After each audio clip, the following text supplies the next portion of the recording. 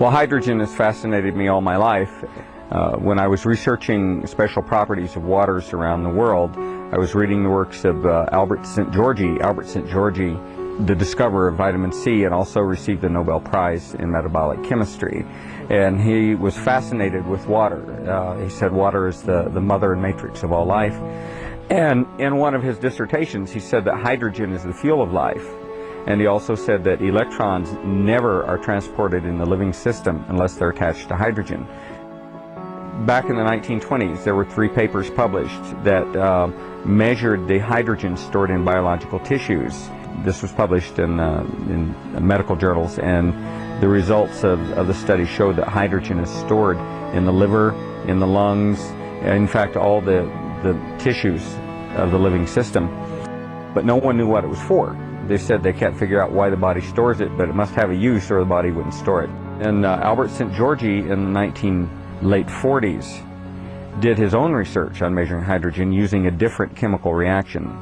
And basically when I studied the chemical reactions involved in detecting hydrogen in the tissues, I discovered that, of course, that the hydrogen that they were detecting was not H2 gas, well, like you would think, but it was H minus, a single hydrogen atom with an added electron. So it means that you have a single hydrogen atom with 2 electrons. And of course, there's only one form of hydrogen that can transport electrons in the living system, and that's H minus, the negatively charged hydrogen ion.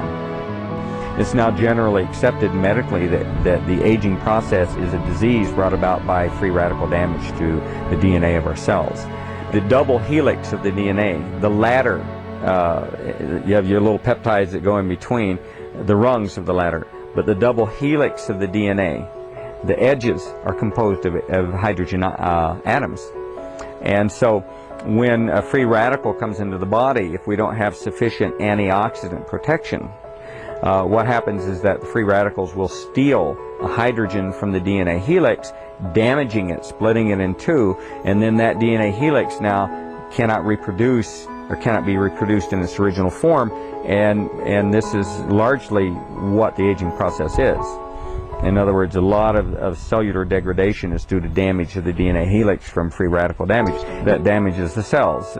Free radicals damage the cells.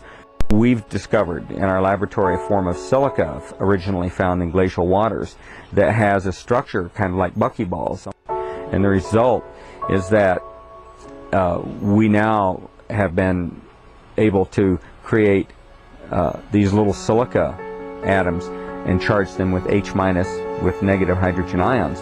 And this is the supreme transporter, because a single little silica buckyball that we've created can hold literally thousands of little hydrogen H minus ions in its structure.